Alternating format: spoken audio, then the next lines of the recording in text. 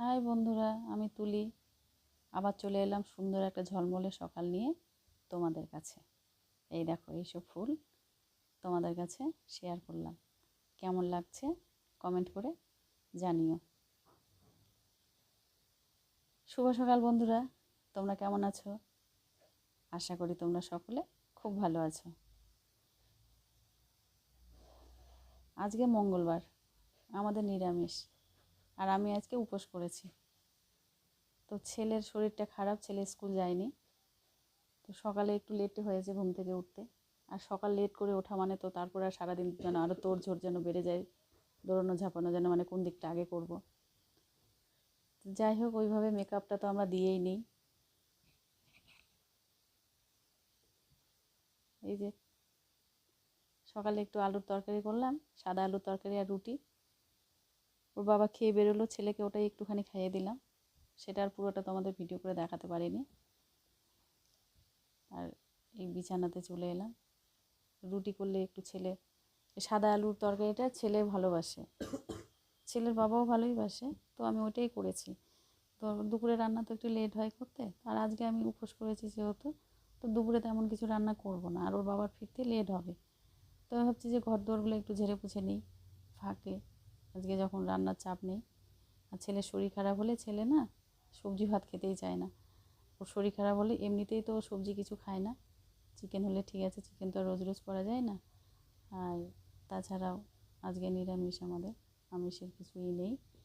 আর এই আমি করেছি তার জন্য যে সকালে তো করলাম রুটি সবজি, ওর বাবা খেয়ে গেছে, তো তেমন কিছু নেই। আর দুপুরে রান্নাতে কিছু করব না তেমন, ওই আলুর ভাতে নামাবো। ছেলে আলু ভাতে, তাও জ্বর হলেও শরীর খারাপ হলেও একটু হলেও ওইটা দুকাল হলেও খায়, আলু ভাতে ঘি দিয়ে দিলে।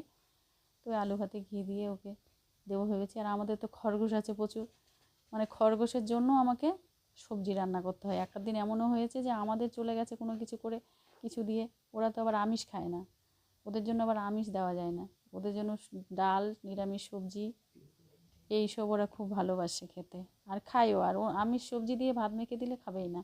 আর ভাত খুব ভালো খায়, নিরামিষ সবজি দিয়ে ভাত মেখে দিলে ওটা খেতে ওরা খুব ভালোবাসে। তো ওদের জন্য আমি তরকারি করতে হয়, কিন্তু আজকে ভেবেছি ওদেরকেও আমি আলু সেদ্ধ ভাত মেখে দেবো। অবশ্য আলু সেদ্ধ ভাতের সাথে ওদের চানাচুর দিয়ে চটকিয়ে দিলে ওরা ওই চানাচুরের টেস্টিতে খেয়ে নেয় ভাতটা।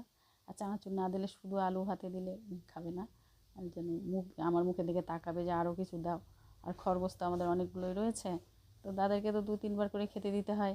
মানে দিনে 3 বার ভারী খাবার দিই বেশি বেশি করে। আর তারপরে মাঝে মধ্যে যখন ওদের সামনে দিয়ে হেঁটে গেলেই যেন খাবার চাইছে, তখন ওদের টুকিটাকি পাতাকপি তো আমাদের আনাই থাকে ওদের জন্য। তো পাতাকপি, বিস্কিটও খায় খুব ভালো, মাঝে মধ্যে বিস্কিটও দেওয়া হয়। তো বিস্কিট খেতে খুব ভালোবাসে।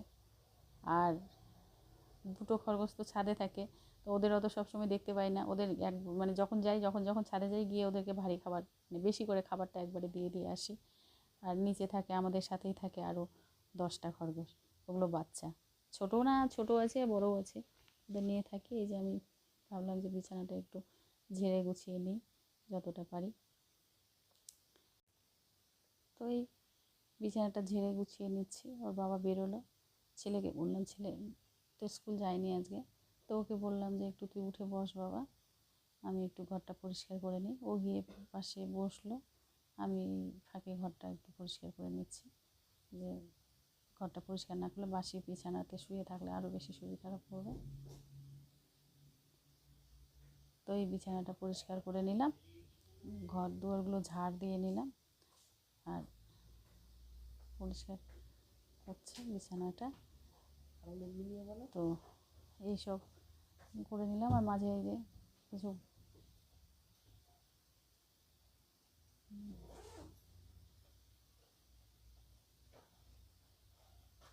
এই আমার বিছানা পরিষ্কার করা হয়ে গেল। এবারে আমি কয়েকটা কাপড় আছে, এই যে খাটটা একটু ঝেড়ে ফেলে নিচ্ছি, ধুলো হয়, কালো তো খাটটা, ধুলো লাগলে বোঝা যায় খুব। তো এসব ঝেড়ে নিচ্ছি।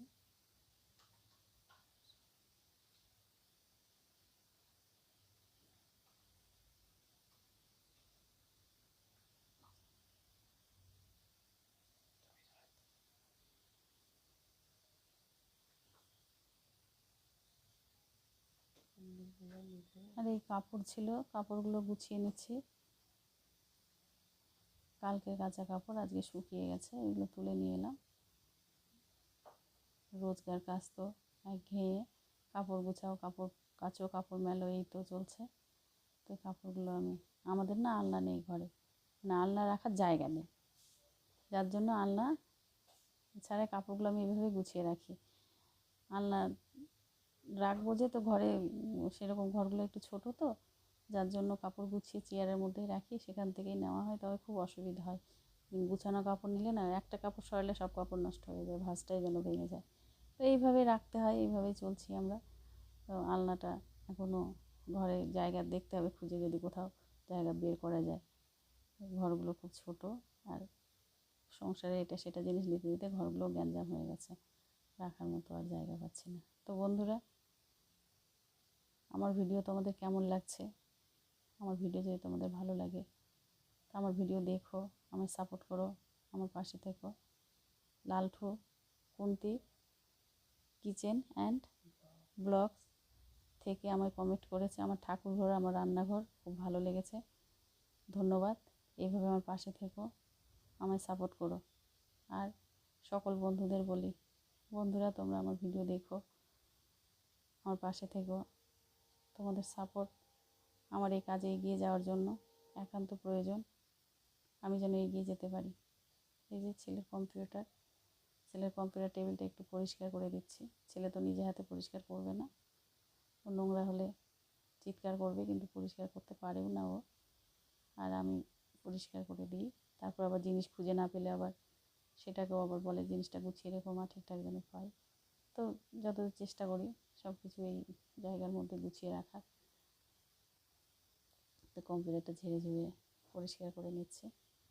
আর ছেলের বাবার টেবিলে তো হাত দিই না, কেননা হাত দিলে নাকি ওনার জিনিস হারিয়ে যায়। এই ফাইল এখানে ঢুকে গেছে, এই কাগজ এখানে ঢুকে গেছে, কাজের সময় উনি খুঁজে পায় না, যার জন্য ওনার টেবিল আমি পরিষ্কার করি না। শুধু এপাশ ওপাশ থেকে একটু ধুলোটা ঝেড়ে দেওয়ার চেষ্টা করি। আর ছেলের বই খাতা এগুলো তো গুছিয়ে দিতে হয়, ও ছোটো আছে, গুছিয়ে নিতে পারে না, গুছিয়ে দিতে হয়। রোজকার ওইগুলোর বই, টেবিল এগুলো গুছিয়ে দিই। দিয়েই আমি ওর কম্পিউটার টেবিলটা সুন্দর করে ঝেড়ে গুছিয়ে দিলাম, ঘরটা ঝেড়ে পরিষ্কার করে নিলাম। আর আজকে তো একটা স্পেশাল দিন সবার জন্য, বিভিন্ন রকমের পিঠে পুলি খাওয়ার দিন। তো আমাদের বাড়ি বিভিন্ন রকম পিঠে হয় না, এই কারণেই যে আমাদের বাড়ি পিঠে তেমন কেউ ভালোবাসে না, মানে যে কোনো একটা হলেই হলো, যে অনেক রকম পিঠে লাগবে এরকম কোনো কথা না। থালা সাজিয়ে সব রকম পিঠে একদিনে দিলে কেউ খাবে না। হ্যাঁ, এক এক দিন এক একটা করে দাও, একটু একটু খাবে, 2 থেকে 4টে মুখে দেবে, তবে একদিনই না, যে একদিনই সব রকম করে দিলাম, থালা সাজিয়ে খেয়ে নিল সব আনন্দ সমেত, তা না, এত কিছু এরকম করবে। তো তার জন্য আমি তেমন কিছু পিঠে টিঠে রাখিনি। আর একটা কিছু করব, তেমন কিছু করব না, ওই এক একদিন এক একটা করে খাওয়াবো ভেবে রেখেছি। তো ঘরটা আমি ঝাড় দিয়ে নিচ্ছি, সকালে একবার ঘর ঝাড় দিয়েছি, তাতে সব নোংরা তো যায় না। সকালে তো উঠে একটু ঘরটা, মানে বাসি ঘরটা টাটকা করানোর জন্য যতটুকু করার করি। আর পরে আমি আবার এই বিছানাপত্র ঝেড়ে ঝুড়ে টেবিল পরিষ্কার করলে তো নোংরা তো প্রচুর বেরোয় এদিক থেকে ওই দিক থেকে, তখন আমি ভালো করে চারিদিকটা সুন্দর করে পরিষ্কার করে দিই। আর সকালে একটুখানি কোনো রকম করে রাখি। এই আমার ঘরটা পরিষ্কার করা হয়ে গেলে এবার আমি রান্নাঘরে চলে এলাম। রান্নাঘরে এলাম, আজকে তো আমি উপোস করেছি, তো এই দুপুরবেলায় একটু লাল চা ছেলেকেও দিয়েছি, আমিও নিয়েছি, আর একটু ছোলা নিয়েছি, গাজর আর শসা, ওটাই আমি নিয়েছি দুপুরে। আর ছেলেকেও লাল চা দিয়েছি, ছেলের যেহেতু ঠান্ডা লেগেছে। আর এই যে আমি পিঠে করছি, আমার পিঠেটা হচ্ছে গুড় দিয়ে না চিনি দিয়ে, আমি চিনি, সুজি আর একটু চালের গুঁড়ো নিয়েছি, নিয়ে এই দিয়ে আমি পিঠে বানাচ্ছি। তাই আমার পিঠেগুলো সাদা লুচির মতো হয়েছে। ছেলে বলছে আমার লুচি না পিঠে, তো বুঝতে পারছে না। আমি বললাম না লুচি না, এটা পিঠে, লুচি তো পাতলা হয়, এটা মোটা মোটা। তো আমি এই সুজি দিয়েছি, তার মধ্যে একটু চিনি দিয়েছি, একটু চালের গুঁড়ো দিয়েছি, তো খুব সাদা হচ্ছে দেখে লাস্টের দিকে আমি আবার একটু গুড় দিয়ে দিলাম। গুড় বলতে খেজুরের গুড় ঘরে ছিল, তো আমি একটু খেজুরের গুড় একটু ভেঙে ওর মধ্যে মিশিয়ে দিয়েছি, কালারটা একটু চেঞ্জ হয়েছে। তবে পিঠেগুলো না খুব সুন্দর হয়, নরম হয়। আগের দিন তো নরম, গরম থাকতে তো নরম থাকেই, পরের দিন বাসি থেকে গেলেও খুব সুন্দর নরম হয়। আর শুধু চালের গুঁড়ো দিয়ে করলে ওটা বোধহয় শক্ত হয়। আর তার সাথে ছোলা দিয়ে আলু দিয়ে, মানে আলুর দম করেছি, একটু গা মাখা টাইপের। ছেলে আবার ওটা খুব ভালোবাসে। মানে পিঠে তো লোকে এমনি খায়, আমাদের বাড়ি পিঠে আবার পিঠের সাথে সবজি দরকার হয়, যার জন্য এই পিঠেটা পছন্দের। আর আর পাটিসাপটাও পছন্দ করে। পাটিসাপটাটা একদিন করতে হবে, তাহলে এটা হবে না সেই দিন আর কি। পাটিসাপটা আবার এটা সেটা হবে না। দুধ পুলি ছেলের বাবা ভালোবাসে, ছেলে তো দুধ পুলি খায় না, ছেলের বাবা একটু পছন্দ করে। তো এই